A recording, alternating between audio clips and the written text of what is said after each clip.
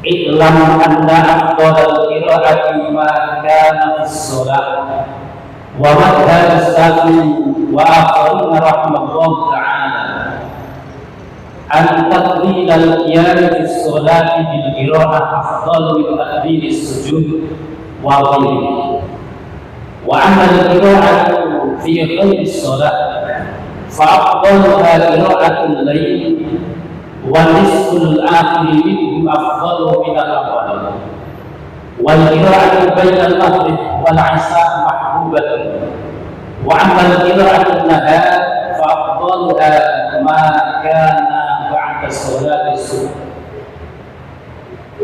Bismillah, alhamdulillah,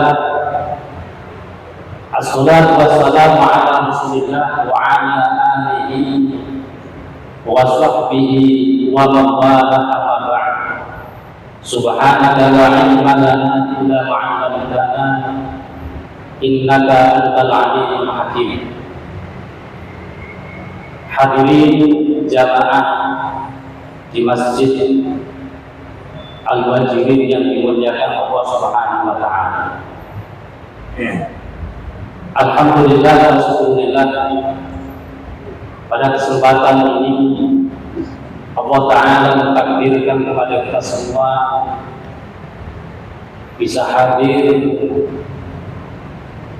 rawuh di masjid ini.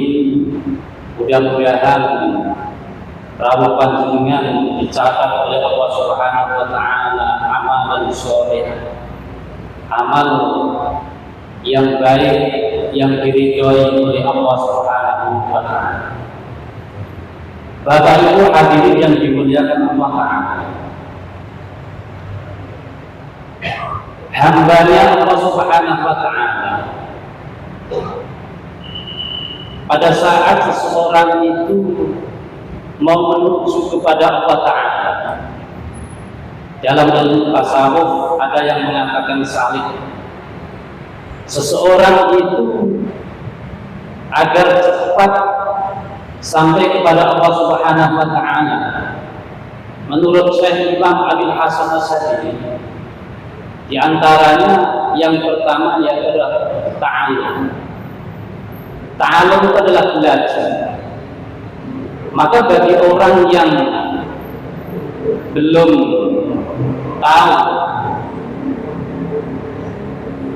orang itu wajib yaitu adalah ta'allum ataupun belajar. Dengan adanya belajar, maka seseorang itu akan ditunjukkan oleh Allah Subhanahu wa taala jalan yang baik, jalan yang benar. Dan bagi orang yang alim, maka jalannya seseorang itu adalah mengajar ataupun memberikan pengertian kepada orang lain. Itu yang pertama. Yang kedua, yakni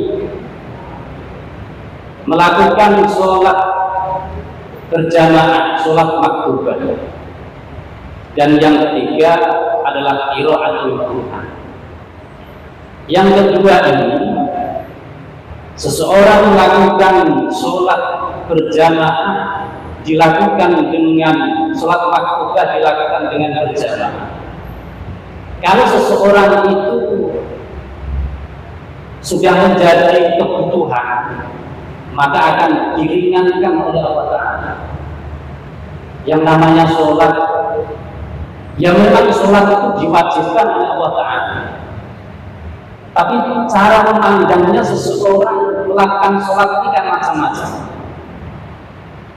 Ada orang yang sholat itu karena kalau tidak sholat dia berdosa. Ya memang betul. Nah, maka ketika seseorang memandangnya ketika melakukan sholat ini agar tidak dosa, dia melakukan sholat ini seolah-olah akan menjadi beban baginya.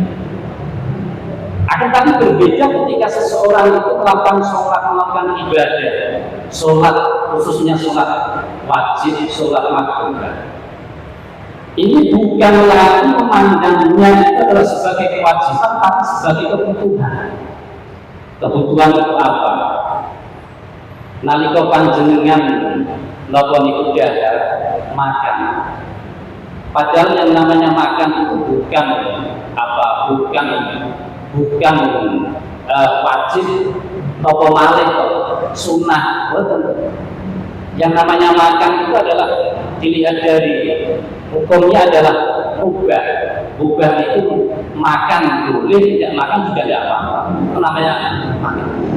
Akan tetapi karena panjenengan memandangnya makan ini sudah menjadi kebutuhan panjenengan. Nak panjenengan merasakan lapar, maka sudah sendirinya panjenengan sudah tidak artinya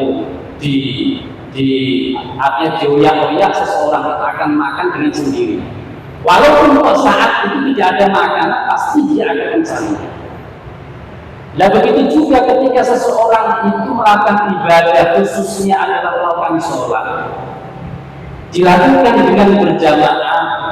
Kalau seseorang ini memandangnya sholat dilakukan dengan berjamaah ini tidak lagi merupakan kewajiban, akan tapi kebutuhan kita sebagai seorang hamba sudah sepantasnya dia adalah mengabdi kepada Allah Subhanahu wa Ta'ala. Maka ketika seseorang itu memandangnya seperti itu, maka akan diringankan jalannya oleh Allah Subhanahu wa Ta'ala. Sudah tidak saya sampaikan orang melakukan sholat berjamaah itu seberapa, panjenengan sudah ngerti semua. Hanya akan saya sampaikan ada kisah seorang ulama selama hidupnya. Ulama ini tidak pernah meninggalkan sholat dengan berjamaah. Suatu ketika habis sholat maghrib mau melakukan menjelang sholat isya, tiba-tiba ada tamu datang. Tamu ini setelah dia matur keperluannya, tidak cepat pulang ataupun bagaimana, malah ngobrol malam. Padahal sudah saatnya waktu sholat isya. Kemudian mau ditinggal, tidak enak, mau diladeni, kok matur terus. Kalau panjenengan bertamu, itu kira-kira kalau itu hajatnya pun rampung, ada sesuatu yang lebih penting mungkin ya kita sesuatu yang sepasang. Kemudian sampai larut-larut sehingga seorang ulama ini pergi ke masjid yang beliau selalu melakukan sholat jamaah, itu lampu sudah dimatikan, di masjid sudah tidak ada orang. Artinya apa? Sholat jamaah sudah selesai.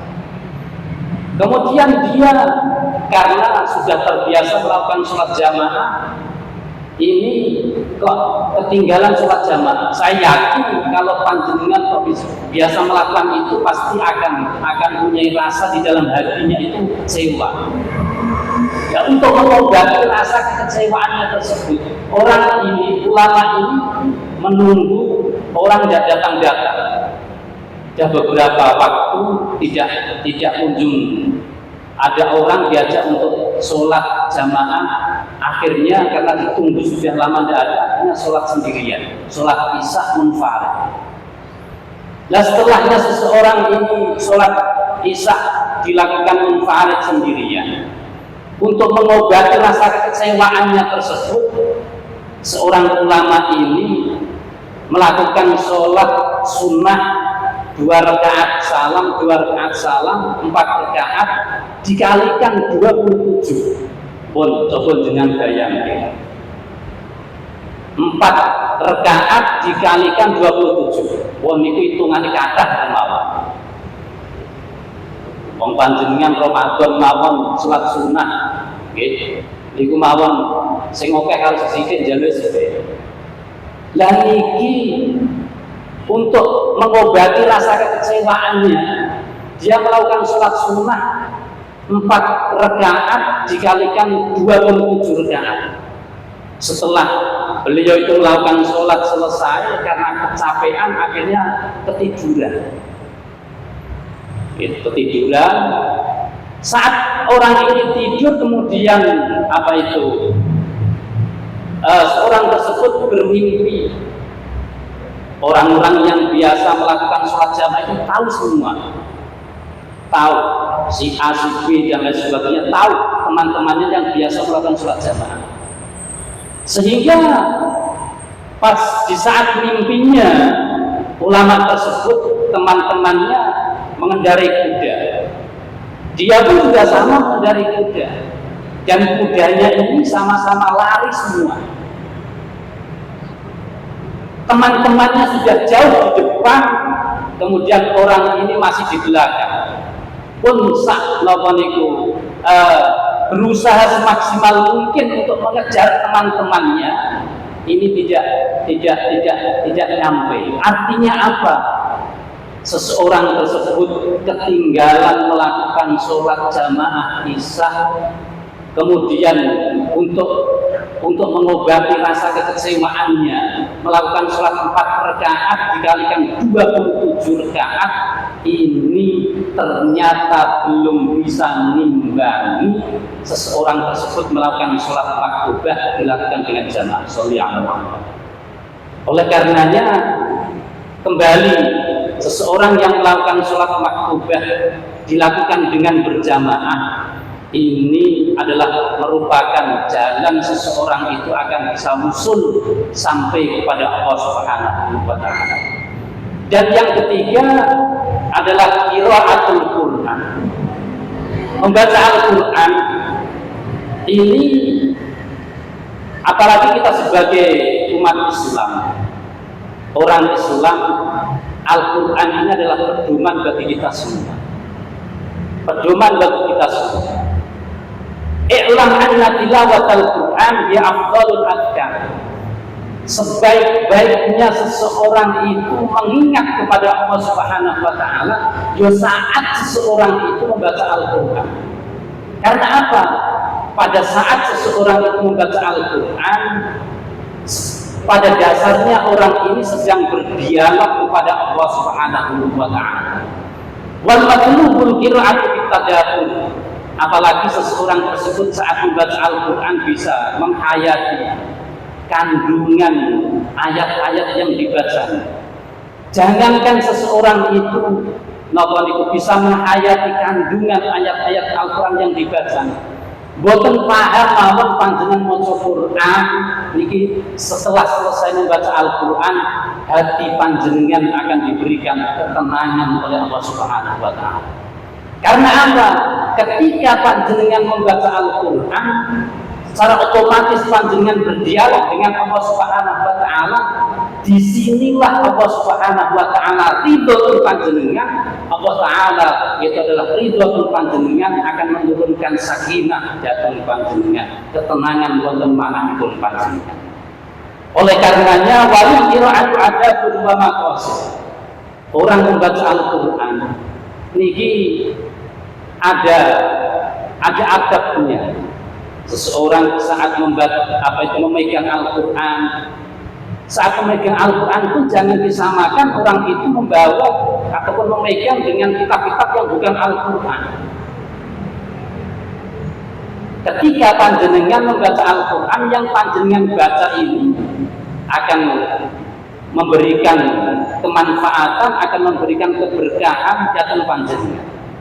Lana panjenengan napa niku membawa Al-Qur'annya saja, niku panjenengan di dalam menghormati takdirnya dengan kitab Al-Qur'an ini, niki kok dipadakno dengan kitab-kitab yang lain.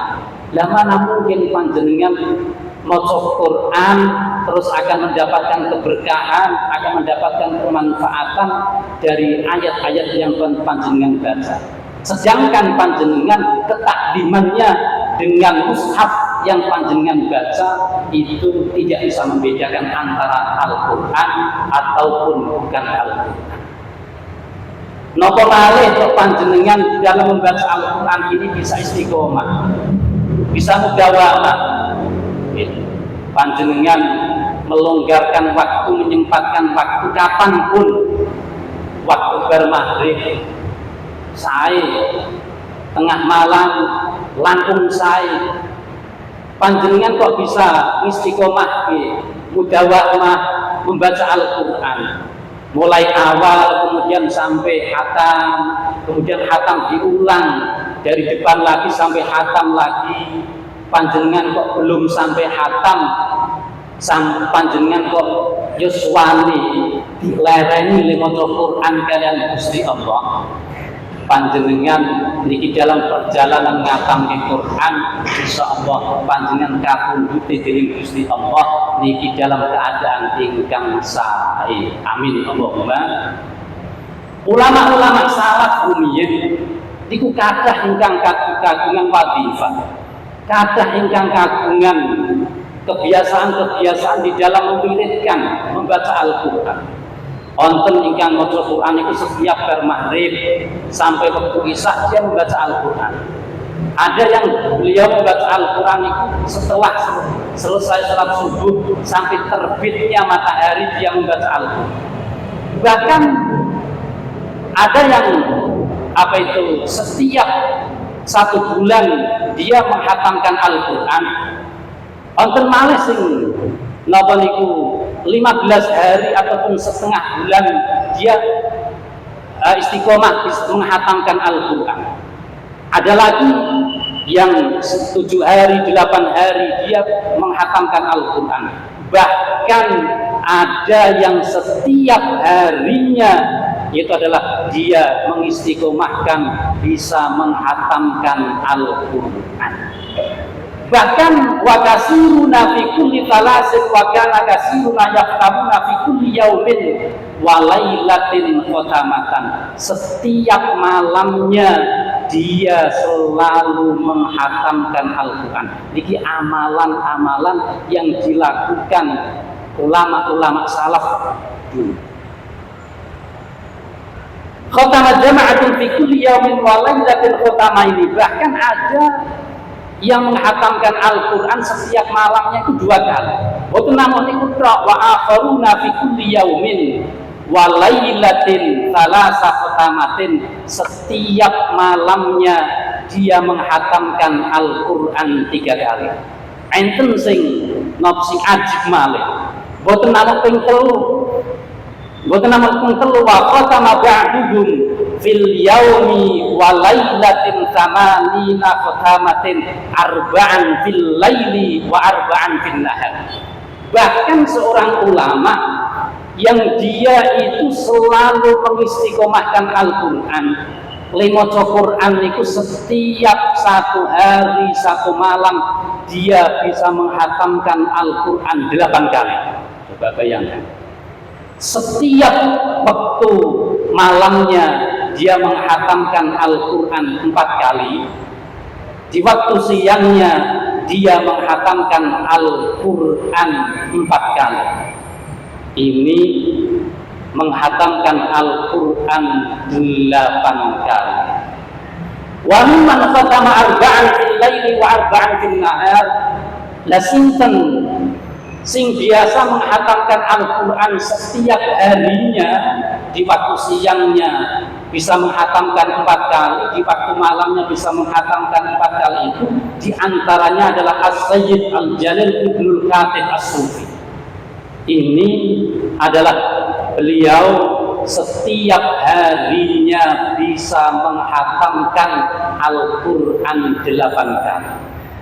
Bahkan beliau meriwayatkan wahada aksaru ma balaghna fil yaumi wa lailatin wa rawa as-sayyid al-jalil Ahmad dari isnadin an Mansur. Beliau mempunyai guru yang namanya Ibnul Mansur, Zaid bin Ubad at-Tabi'in. Ibnu Mansur ini adalah tabi'in. Tabi'in adalah muridnya sahabat. Ya. Ini beliau meriwayatkan, menceritakan gurunya ini setiap harinya ini bisa selalu menghatamkan Al-Quran 8 kali. Maka ditiru muridnya. Artinya apa? Lah orang-orang soleh yang semacam ini di dalam membaca Al-Quran berdialog dengan Allah Subhanahu wa Ta'ala.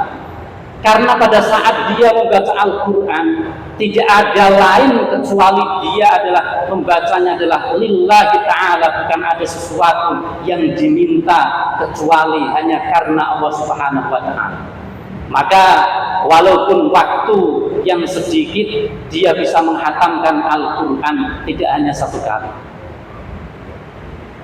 Cerita fakta dan nyata, pada saat saya nyantri di di tempatnya Abu Yatim Yati Pandeglang, beliau itu setiap malamnya di bulan Ramadan itu selalu mengistiqomahkan menghatamkan Al-Quran.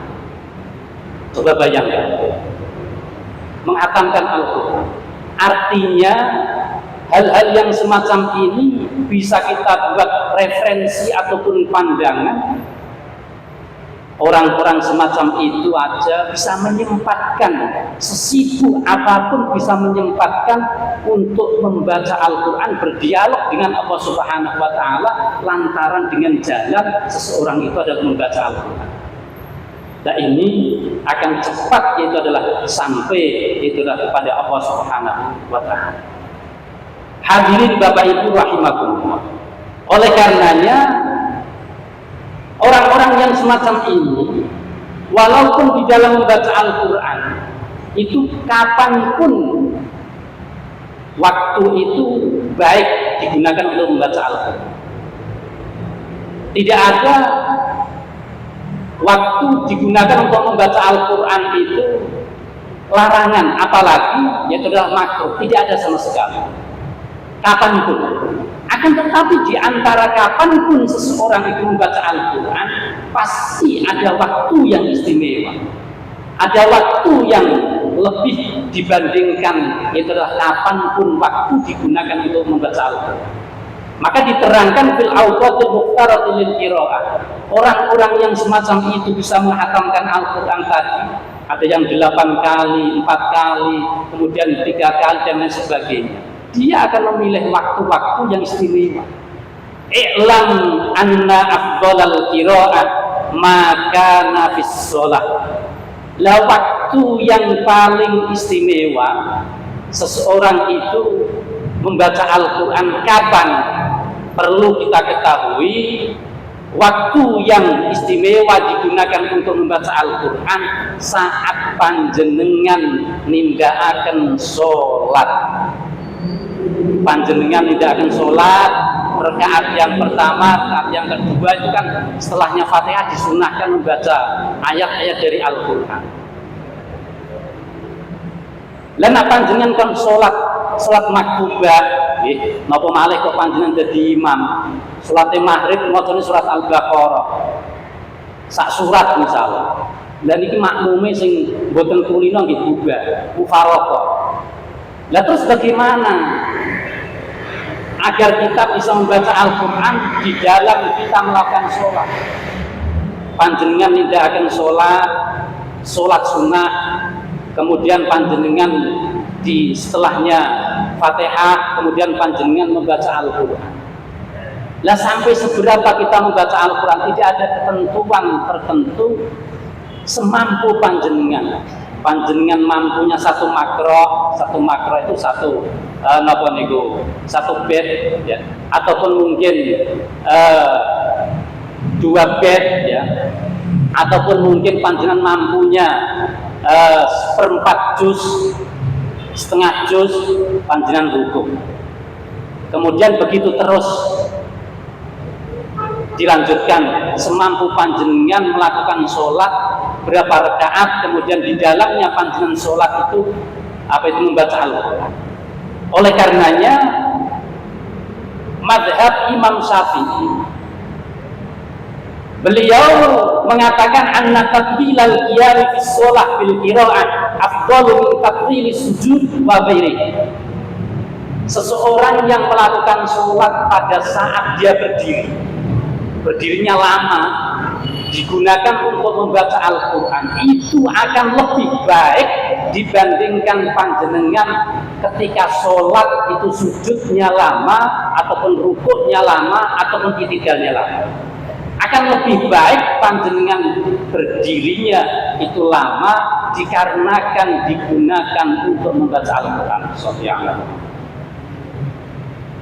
Sehingga ketika panjenengan kok bisa memilih waktu-waktu yang semacam itu, maka ulama-ulama dulu pada waktu dia melakukan sholat sunnah khususnya, ya, ketika tidak diikuti dengan jamaah, dia membaca Al-Quran.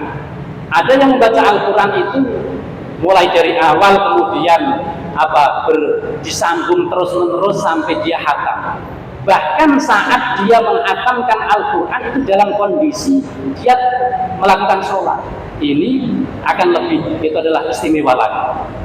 Oleh karenanya, setelahnya seseorang tersebut membaca Al-Quran di dalam dia melakukan sholat, selainnya itu yang istimewa lagi, di mana saatnya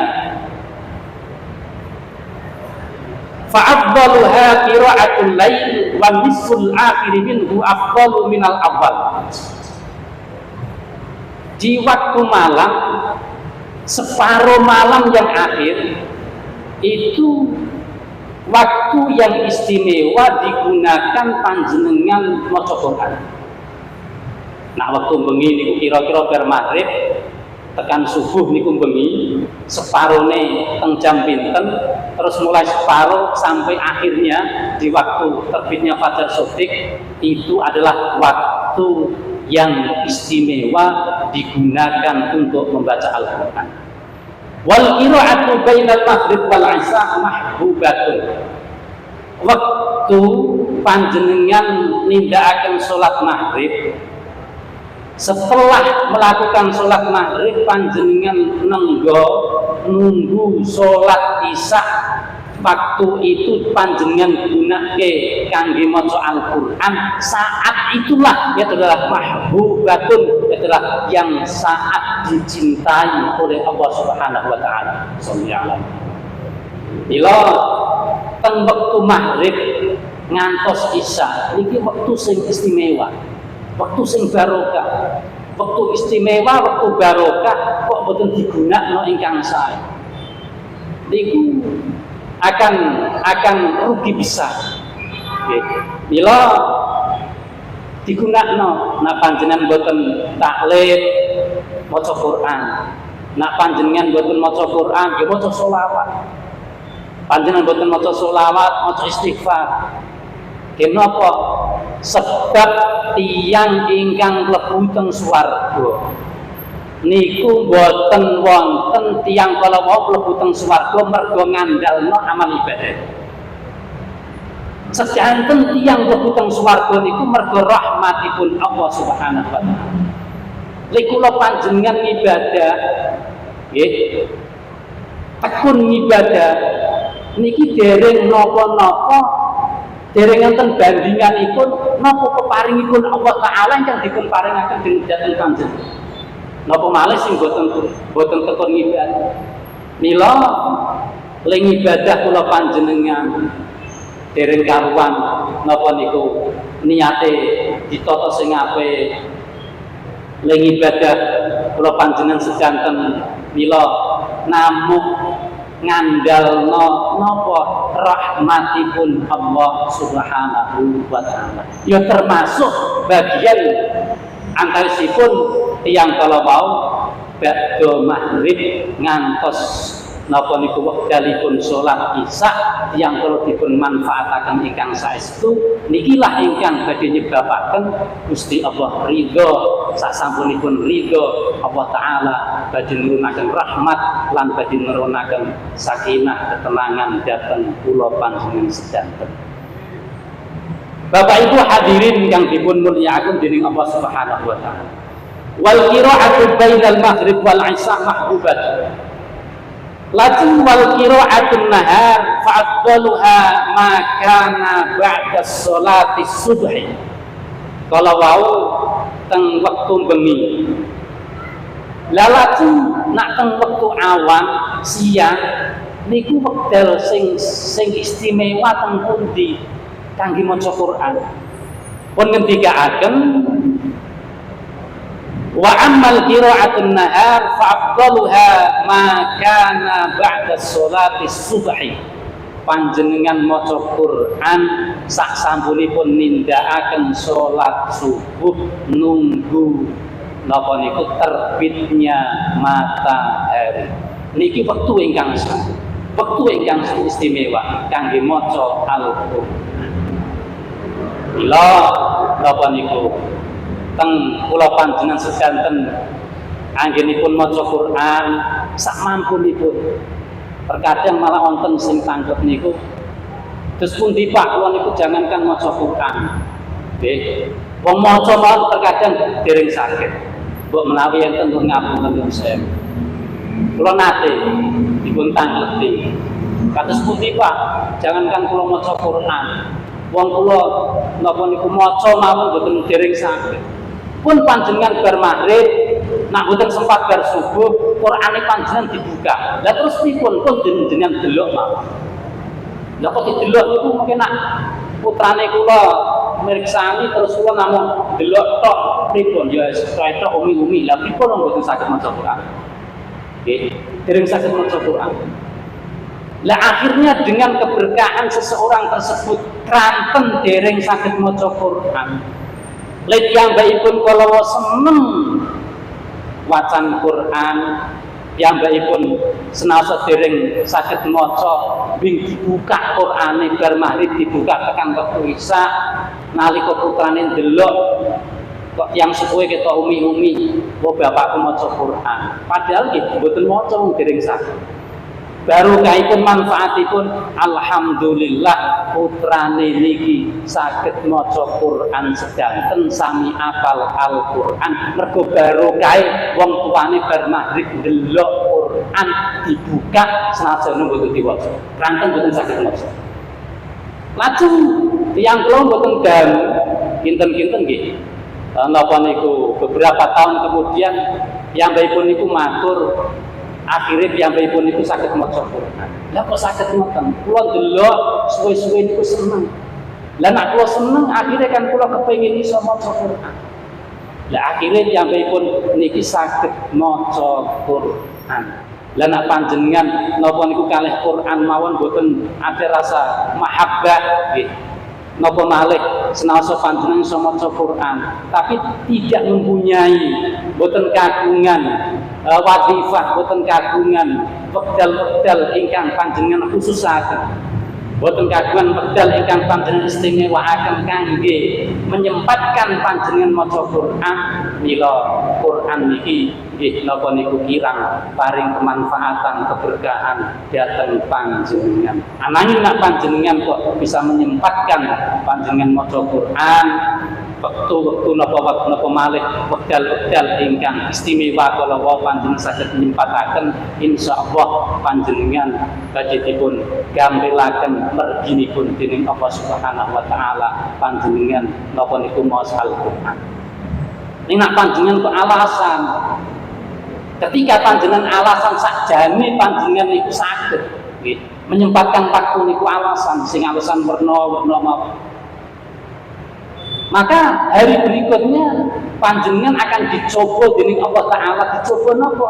Dicoba panjenengan badhe dipun paringi kesibukan dening Allah taala sing panjenengan boten sempat maca Quran. Kok ngoten malih? Panjenengan alasan malih.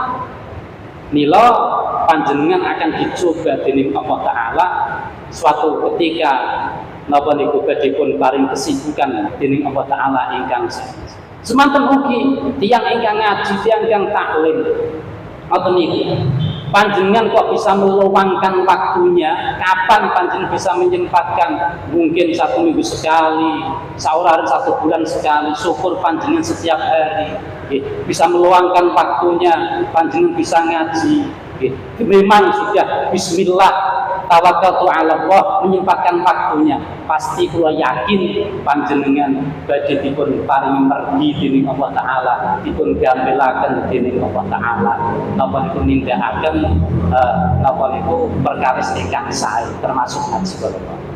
Nek nak panjenengan misalkan sebulan sepindah mawon ke alasan sing alasan niki maka hari berikutnya panjenengan akan dicoba dening Allah Ta'ala, diberi kesibukan yang lain, kemudian sehingga panjenengan tidak akan mampu melakukan itu.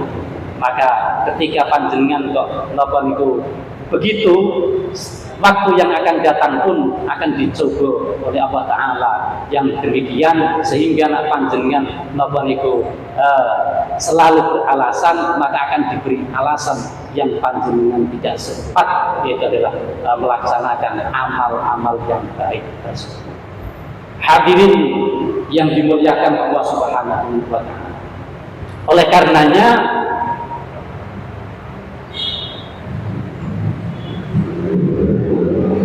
annahum karihu al-qira'atu ba'da al-'asri wa qalu innaha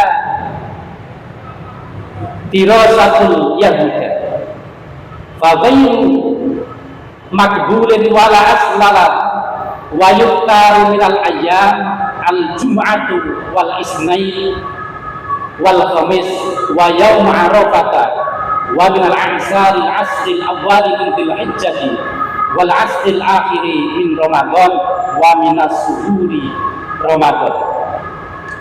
Begitu juga tadi waktu hari pun tentu kabeh dinten niku sae, boten wonten dinten niku sing boten sae. Akan tetapi di antara hari-hari yang baik itu pasti ada hari-hari yang lebih istimewa, khususnya digunakan untuk yaitu adalah membaca Al-Quran. Sambung Timur sampai di sini dulu, tidak bisa. Marilah kita akhiri dengan bacaan Alhamdulillahirrahmanirrahim. Bismillahirrahmanirrahim. Allahumma shalli alaihi والرضوان والنعم والحجة الهدى والرجاء سيدنا محمد صلى الله عليه وسلم. إلهنا إنك كاف عن سؤال أكرمنا بحق الفاتحة السؤال وكرمك كاف علينا أكرمنا بحق الفاتحة المحول. اللهم افتح لنا فتوح العارفين فتوح الأنبياء والمرسلين. ربنا آتنا في الدنيا حسنة وفي الآخرة حسنة وقنا عذاب النار والحمد لله رب العالمين. Wal 'afwu minkum. Assalamualaikum warahmatullahi wabarakatuh.